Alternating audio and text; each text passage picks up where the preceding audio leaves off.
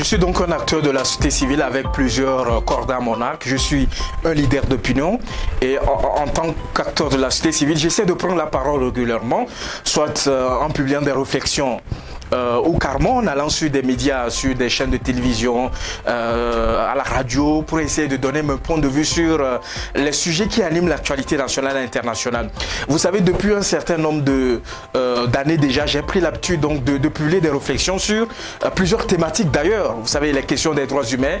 les questions des droits de l'enfant, les questions de lutte contre la corruption, les questions de gouvernance, les questions de santé, les questions d'éducation. Je prends du plaisir à essayer de relever un certain nombre d'actions que je trouve intéressantes. Vous connaissez d'ailleurs le rôle d'un acteur de la société civile, c'est de dire véritablement quand c'est bon, avoir le courage de dire que c'est bon, quand c'est pas bon de le dire et d'apporter un certain nombre de propositions pour améliorer ce qui se fait déjà. Et vous savez, le gouvernement sous le leadership du président de la République, Faure Gnassingbé, ne ménage aucun effort sur un certain nombre de questions. Et j'essaie donc de relever ces progrès-là, ces progrès que nous accomplissons d'année en année, et par rapport à cela, de relever les insuffisances et d'apporter des propositions pour que ce qui se fait déjà en termes de progrès dans plusieurs domaines, et que cela puisse se renforcer davantage. Donc voilà l'idée qui sous-tend véritablement ma prise de parole souvent, qui est matérialisée souvent par des publications que je fais, mais au-delà par des prises de parole que j'ai l'habitude de le faire en tant que leader d'opinion. Et vous savez, pas plus que quelques mois, le chef de l'État, à l'occasion donc de la célébration de l'anniversaire de notre indépendance, a accordé une interview à une chaîne de télévision au niveau de notre pays. Et je me rappelle bien, il avait évoqué un certain nombre de choses. Et la chose que je retiens précisément, c'est que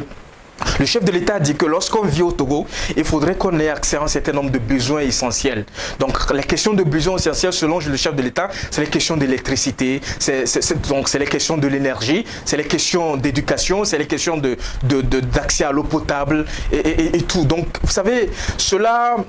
conduit véritablement son engagement politique en faveur donc de ces secteurs-là. Et la dernière mesure, la mesure phare qui a été donc annoncée par le chef de l'État, c'est de faire en sorte que l'assurance maladie universelle puisse s'étendre davantage, de façon progressive, donc à toutes les couches de la population. Donc ce qu'on appelle l'assurance maladie universelle. Et le processus a commencé depuis 2011 avec la loi qui a été prise pour instituer cette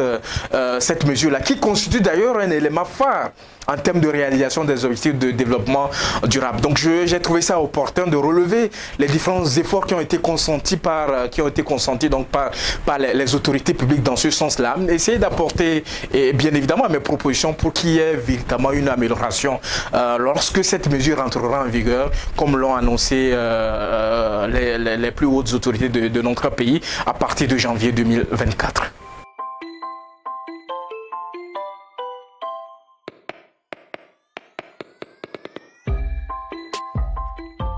Il faut rappeler que le titre de cette réflexion, c'est « L'assurance maladie pour tous en 2024, l'engagement fort du président Faure Gnassingbé en faveur de la couverture sanitaire universelle au Togo ». Donc à travers cette réflexion, d'abord j'ai voulu rendre hommage au chef de l'État pour tout ce qui a été fait dans ce cadre-là, de faire en sorte que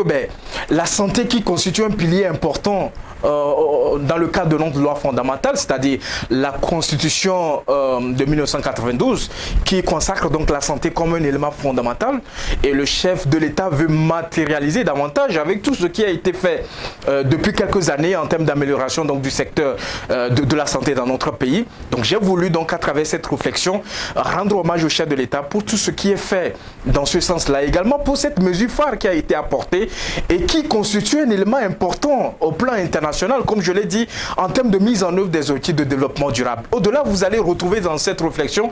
un certain nombre d'éléments, notamment j'ai voulu faire le rappel du cadre juridique institutionnel. Nous avons connu un renforcement donc du cadre juridique, que ce soit des lois, que ce soit des décrets, que ce soit des institutions qui ont été renforcées en termes de mission. J'ai également voulu à travers cette réflexion relever donc le mécanisme donc de financement de cette assurance maladie-là, donc en relevant les deux régimes qui ont été consacrés par la loi, les différentes composantes donc des ressources qui vont servir donc à financer les différentes prestations en termes de soins de santé. Également, j'ai voulu relever les avantages Donc, partant donc des différentes panoplies de prestations qui vont être fournies aux populations à partir donc de janvier 2024, j'ai voulu donc relever les avantages qui vont contribuer davantage à faire en sorte que les populations puissent vivre beaucoup plus longtemps, donc l'espérance de vie va connaître une certaine amélioration. Ensuite, de faire en sorte que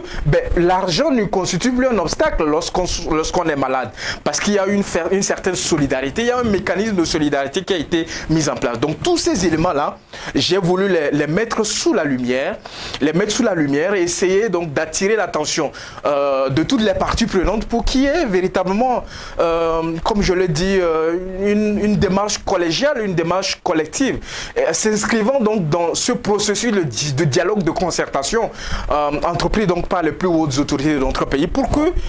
en réalité, que cette mesure-là soit une réussite dans notre pays. Ce n'est pas une première, ce n'est pas une innovation propre à notre pays, c'est une mesure phare au niveau des Nations Unies qui est mise en œuvre par exemple au Bénin, qui est mise en œuvre par exemple au Ghana, donc les pays qui nous sont limitrophes, le Burkina Faso également dans ce processus-là. Et tout cela, tout ce qu'on peut dire, c'est que les mesures adéquates qui sont prises déjà, que ces mesures-là soient renforcées par d'autres mesures pour que dans la pratique, on puisse avoir des résultats palpables. Donc voilà un peu en grosso modo ce qu'on peut retrouver donc dans cette